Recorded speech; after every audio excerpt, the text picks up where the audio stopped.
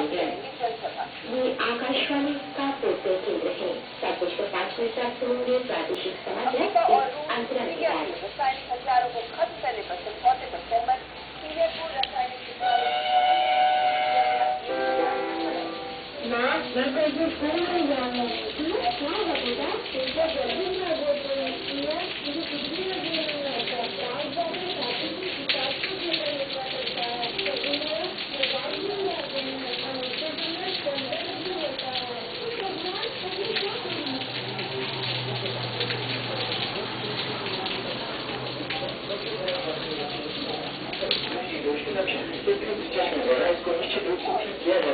अंडमान निकोबार प्राप्त सेवा निदेशालय के राष्ट्रीय दृष्टि विहीनता नियंत्रण कार्यक्रम की ओर से जल्द सूचना।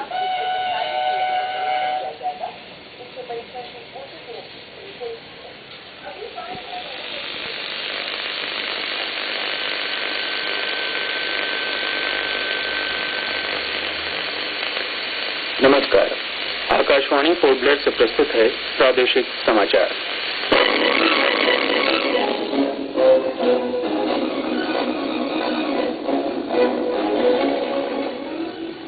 जैव विविधता के महत्व पर पोर्ट ब्लेयर में आयोजित 2 दिवसीय कार्यशाला कल संपन्न हो गई। कार्यशाला में वैज्ञानिक विशेषज्ञों की ओर से कुल 19 पत्र प्रस्तुत किए गए। हिंदी दिवस के अवसर पर कल हिंदी साहित्य कला परिषद की ओर से भव्य समारोह आयोजित किया गया। प्रौढ़ शिक्षा और जनसंख्या शिक्षा परियोजना की ओर से शिक्षा सदन में सांस्कृतिक नृत्य प्रतियोगिता का आयोजन किया गया और पोर्ट ब्लेयर नगर पालिका परिषद ने शहर में लगे उन होर्डिंग्स को हटाने का निर्देश दिया है जिनकी स्वीकृत सीमा समाप्त हो चुकी है।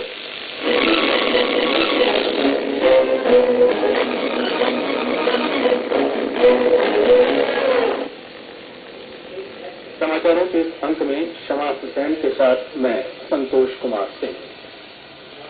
द्वीप समूह में जैव विविधता के महत्व के बारे में भारतीय प्राणी सर्वेक्षण की ओर से आयोजित 2 दिवसीय कार्यशाला कल पोर्ट ब्लेयर में संपन्न हो गई।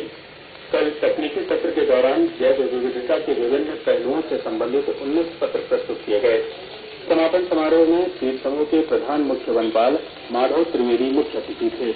उन्होंने अपने संबोधन में कहा कि द्वीप समूह में समृद्ध जैव विविधता के संरक्षण के लिए स्थानीय प्रशासन ने देश में जैव विविधता अधिनियम के बनने से पहले ही आवश्यक पहल की थी।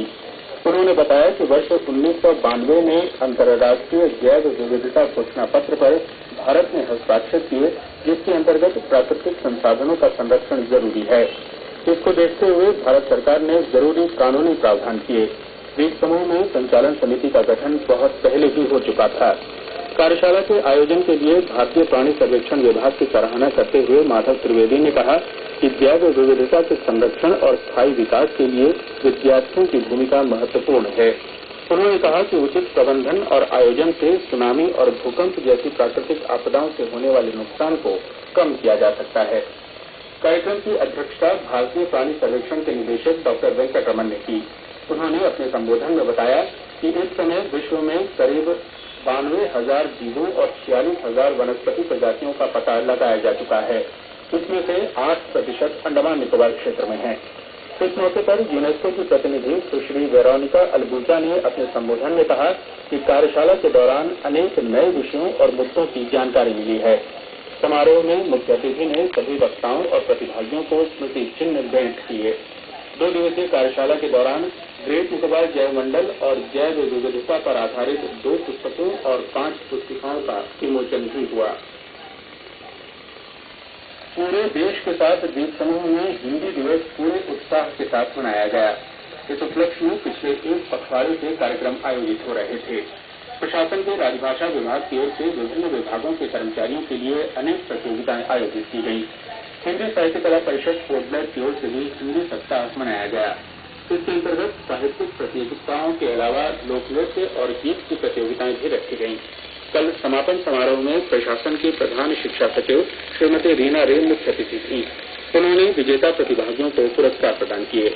अपने संबोधन में श्रीमती रीना रे ने कहा कि इस तरह की प्रतियोगिताओं के आयोजन जारी रहने चाहिए। उन्होंने कहा कि कार्यक्रम में लड़कियों ने अधिक संख्या में भाग लिया है।